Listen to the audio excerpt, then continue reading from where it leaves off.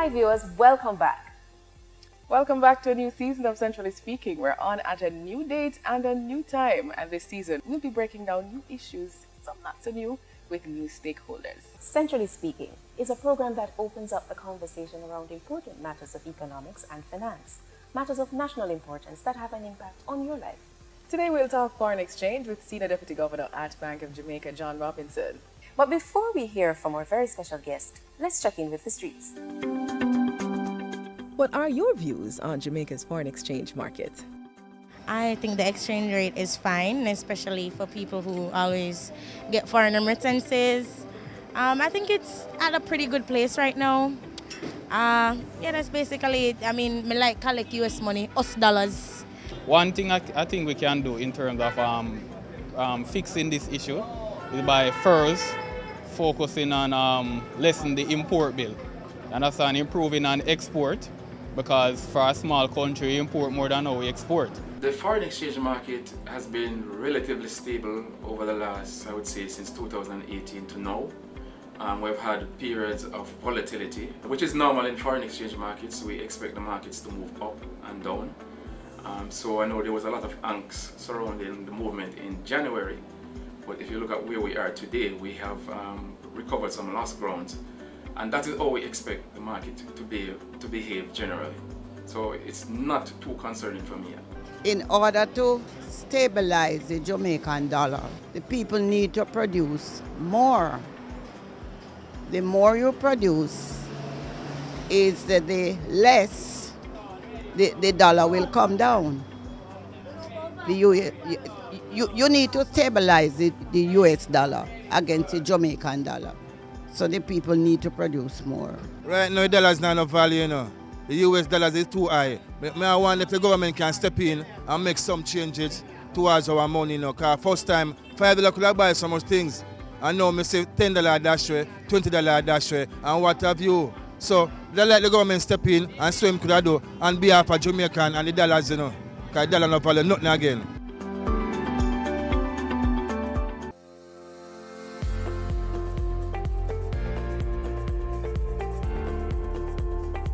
Today we welcome back to Centrally Speaking Senior Deputy Governor of Bank of Jamaica, John Robinson. Welcome, Hi. Mr. Robinson.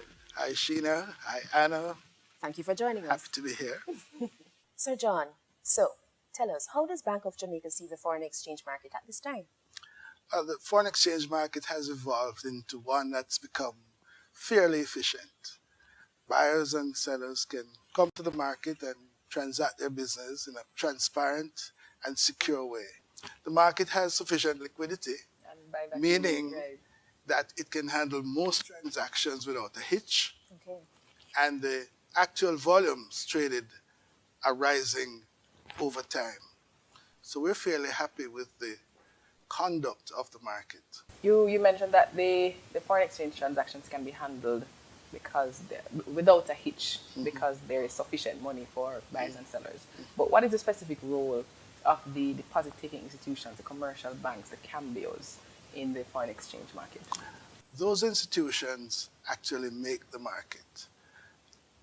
The commercial banks, building societies, merchant banks, and cambios are licensed by Bank of Jamaica as intermediaries with exclusive right to trade foreign currency. They are the intermediaries who bring buyers and sellers together, and because there's such a wide network of them, it makes the whole transactions efficient. So now that we understand what the role of the deposit-taking institution within the market is, what is Bank of Jamaica's role within the FX market?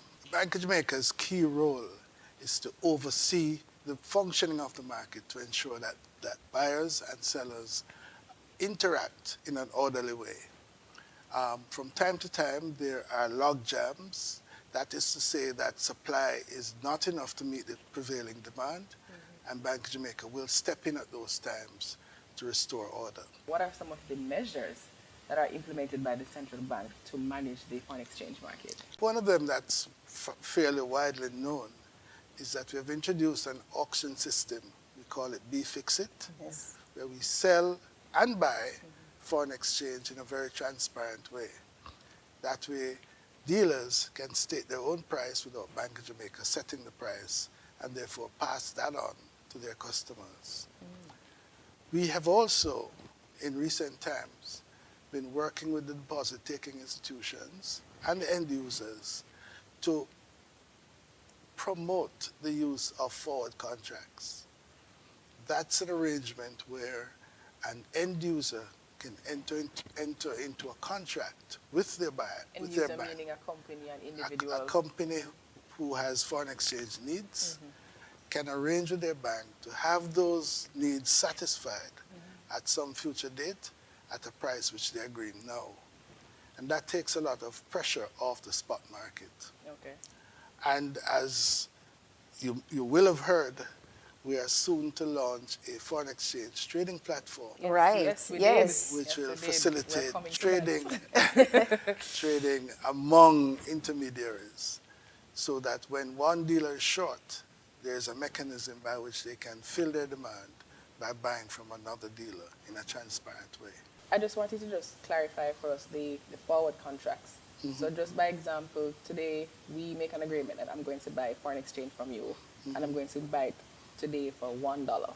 So even at a point in the future where I need it, the market is selling it for $3.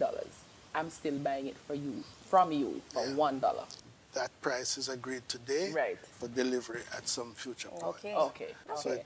there's less uncertainty Yeah. on the part of the user as to when they'll get their funds, because that's agreed, and at what price. Sir John, we have noticed the movement in the dollar. Today it's 134, tomorrow it's 135. Can you just share with us what are the factors that influence this movement? Well, this is just supply and demand playing out. As you know, prices in the market are set by different dealers and cambios. And the price that you see published as 134 or 135 Yes. is the average of all the transactions in the market that day. The prices set by different banks, building societies, cambios, change with the conditions that they face. Okay. They negotiate with people who want to sell, and that establishes a buy price, and they negotiate with people who want to buy from them, and that establishes a selling price. And the average in the market for all of these trades make up what we call the exchange rate. So it moves from day to day as conditions change. Okay. So when it moves, in what would be the view of most persons drastically, so from 135 to say 140, what is that? And that is generally due to an increase in demand, perhaps a very large increase in demand in a very short time. Meaning that there's a big player who wants a lot of US dollars. Right. Most of us do small over-the-counter transactions, Right. and we don't affect the rate.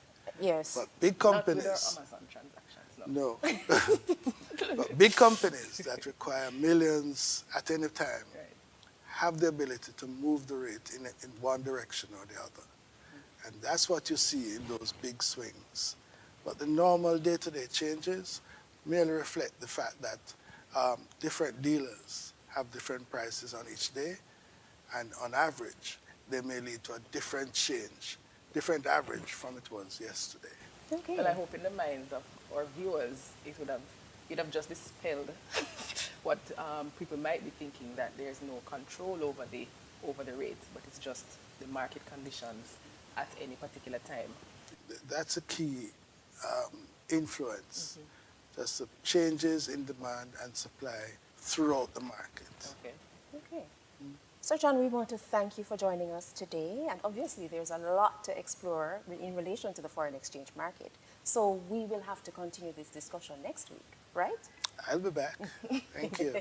So you've learned a bit about the foreign exchange market today, but how much do you know about the history of Jamaica's currency? Check this out. This is pretty interesting. We know the manley, the nanny, the sharer, but before these banknotes were introduced, what currency was used in Jamaica? In the 1500s, the Spaniards traded with the Tainos using items such as glass beads, trinkets, scissors, and mirrors. In 1509, Spanish copper coins, called maravedis, was the first currency used in Jamaica. In 1840, British currency became the legal tender of Jamaica, but was replaced by the Jamaica dollar in January of 1968. While Bank of Jamaica issues Jamaican currency, our banknotes are printed by Delarue Currency Limited in England, and our coins minted by the British Royal Mint. So today's show was all about how the foreign exchange market works. Let's get into some fast facts. Number 1. The foreign exchange market is liquid and generally supply and demand are in balance in the market. Number 2. Only commercial banks, merchant banks, building societies and cambios are licensed by BOJ to trade foreign currency. Number 3. BOJ's role is to ensure that orderly conditions exist in the market, and when this is not so, the BOJ may intervene to either buy or sell US dollars. Number 4. BOJ has introduced an auction system to sell and buy US dollars from licensed entities in a transparent manner. And number 5. Soon to be launched is a BOJ trading platform where banks, building societies, and cambios can post bids and offers and trade with each other. And that's it for Fast Facts. That's it for our program. We look forward to your company next week when we'll have another special guest. I'm Sheena. And I'm Anna. Follow us on Twitter at Central Bank JA or on BOJ's Facebook page. You can also visit our website at www.boj.org.jm. See you next week. Thanks for watching. Thanks for watching.